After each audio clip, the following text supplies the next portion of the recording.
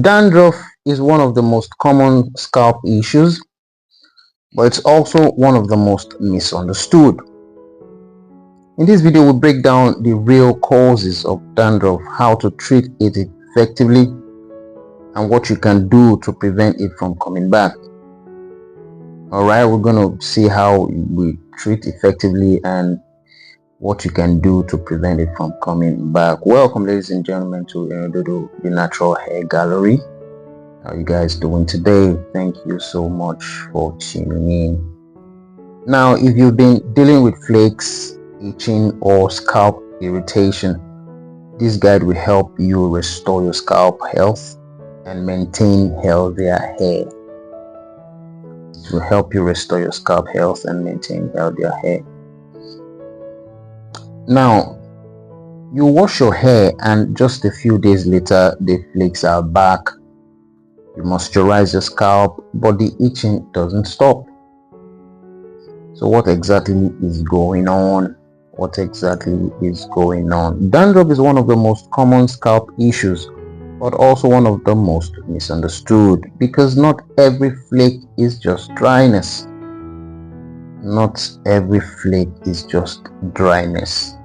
What dandruff really is? Let's look at what dandruff is in the first place.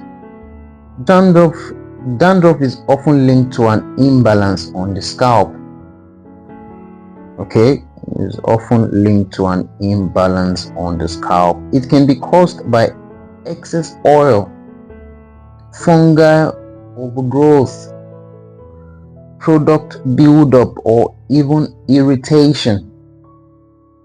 It can be caused by excess oil, fungal growth, overgrowth, product buildup, or even irritation. Now, let's look at common causes. We break them down one after the other. 1. Oily scalp and buildup. Now, one of the things where they cause dandruff is that oily scalp and buildup. When oil and product buildup accumulate on the scalp, they create an environment where flakes can form. Okay, once there's oil buildup, that is very, very possible, especially those that are ignorantly applying oils to their hair, thinking that that's what brings about hair growth. But I'm here to actually disappoint you. That's not what brings about hair growth. So you're applying this thing over and over again with intention of making your hair grow, but you don't know, ignorantly you're clogging your pores. You're clogging your pores. So when oil and product buildup accumulate on the scalp, when they accumulate over time, you're not washing, you're not moisturizing, you're not doing, you're not hydrating. You just pour oil on top of it.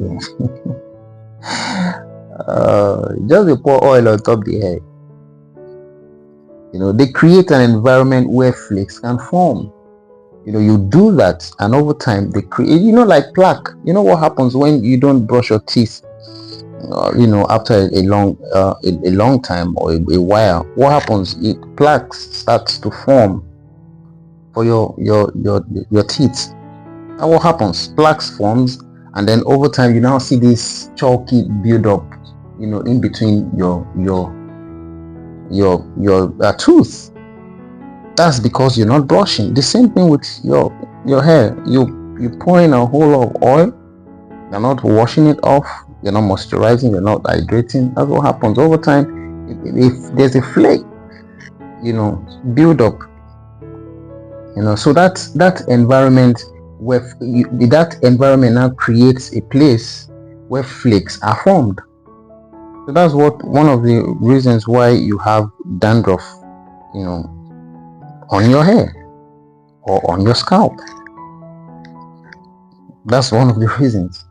So the second one is fungal imbalance. Then you have there's a natural yeast. There's a natural yeast that lives on the scalp. Natural one, created by God, that lives on the scalp.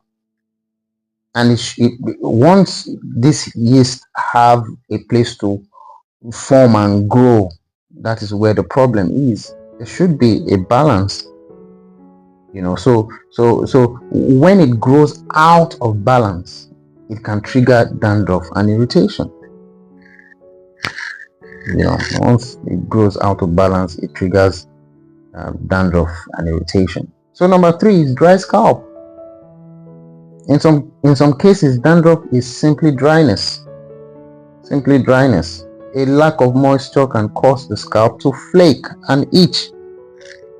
Dry scalp, there's this thing I usually notice about people. They just go ahead and hardly will you go see person go wash their hair. They don't. It's usually not a routine for them. They could wash their hair maybe 4, 5, 6 months, and I'm not even saying don't wash, but try as much as possible, because if you make all these braids and all that, there's every possibility that you will not wash your hair, right? But at the same time, you must try as much as possible to moisturize the hair or hydrate it. No, they don't do that. They just leave the thing. You go just stay there, and then you see them beating their head, maybe in public places or spaces. You see them beating their head, and then this heavy scratch. That's what's happening. It's a dry scalp. There's no moisture, and this can then over time cause flake and itch. Another one, number 4, is harsh products. Certain products can irritate the scalp, stripping it of natural oils and causing imbalance. That's another thing. I've tried at some point. I started to buy some of these shampoos because I make one, and then I started to check the pH of some of these shampoos. My God, the pH are well over alkaline states.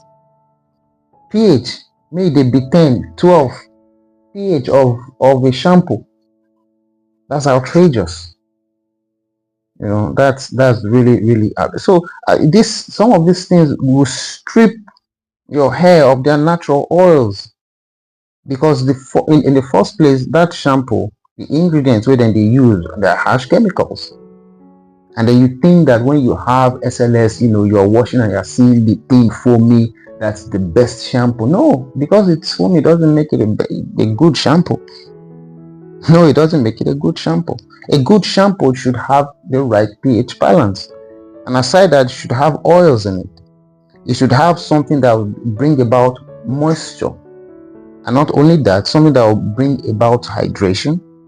At the same time, something that will bring about, after washing, something that would help normalize the pH of your hair and the scalp.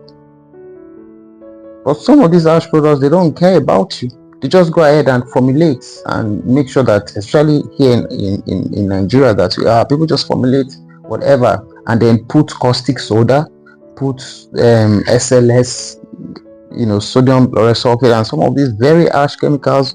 They don't even check pH. They don't. Hello. And then because it's cheap, you go ahead to buy.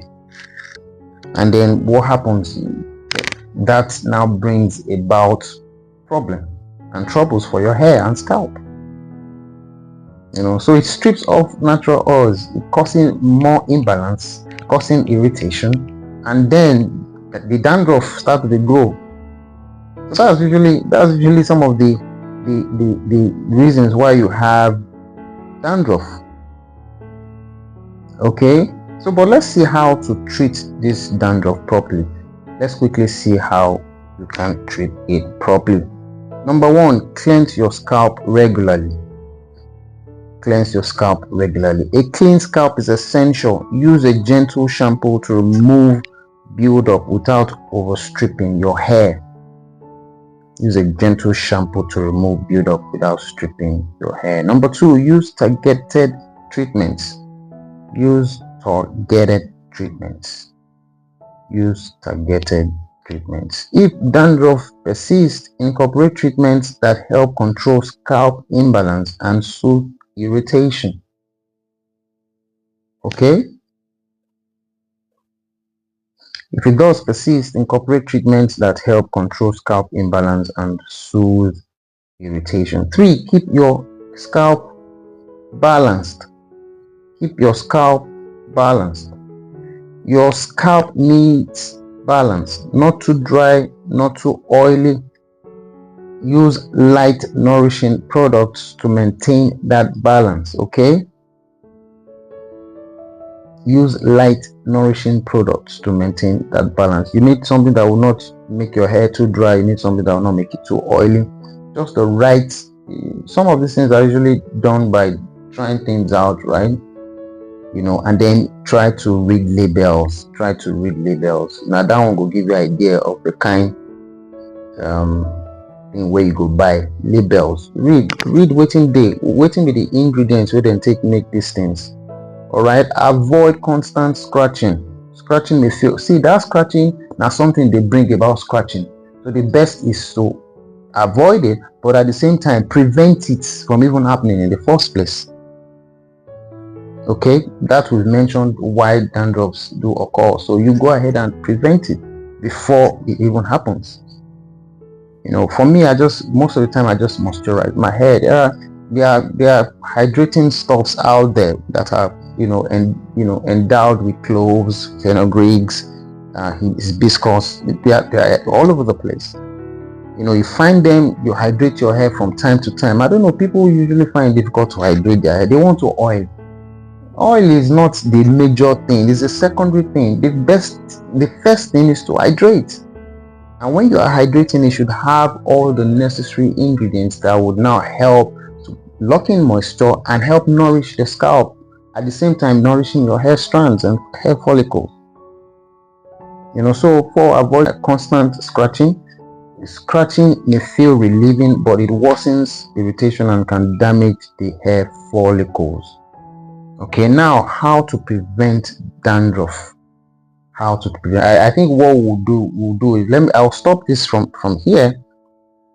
So we'll pick up another episode and talk about how to prevent dandruff. I don't want this this topic to be this long, so that you can be able to assimilate and get some of these details of what I'm talking about.